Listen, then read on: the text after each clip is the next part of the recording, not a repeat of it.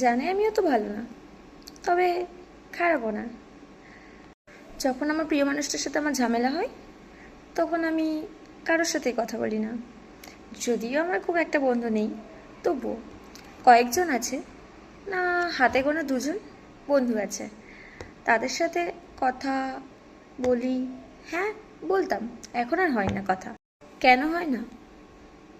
যখন আমার ঝামেলা হয় প্রিয় মানুষদের সাথে, তখন আমি তাদের সাথে কথা বলতে চাই না।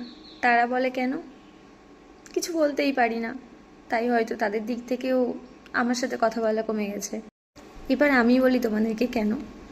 জানো তো, তাদের সাথে যখন আমি কথা বলি, খুবই ভালো কথা বলি, মানে এমনিতেই আমি খুব কথা বলতে ভালোবাসি।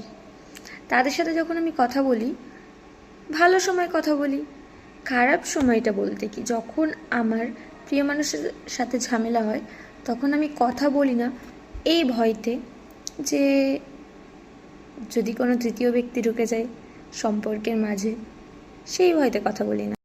হ্যাঁ, তারা বলতেই পারে আমরা কি তোর সম্পর্কে ঢুকে তোর সম্পর্ক কি নষ্ট করব?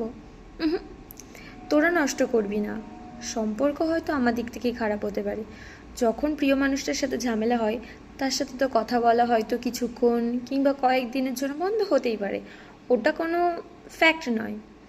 তাহলে আমি সেই জায়গাটা, মানে সেই সময়টাতে অন্য কারোর সাথে কথা বলে তৃতীয় ব্যক্তির প্রতি আমি নির্ভর হয়ে যাব, তাকে বিশ্বাস করতে থাকবো, তার উপর হয়তো কিছুটা কিছুটা করে মানে ভালো লাগতে শুরু করবে। কারণ সেই মানুষটার সাথে তো ঝামেলা হয়েছে না, তো তারটা খারাপ মনে হবে, আর যার সাথে কথা বলছি তার কিছু কিছু মানে ব্যাপারটা আমার ভালো লাগতে শুরু করবে।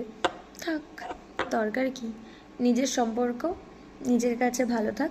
আমি আমার মানুষটার প্রতি কতটা লয়াল সেটা আমি এখানে প্রুফ করতে চাইছি না। আমি চাই না আমার সম্পর্কটা নষ্ট হোক। এখন সেই কারণেই বন্ধুত্ব দূরত্ব হয়ে গেছে, কি আর করা যাবে।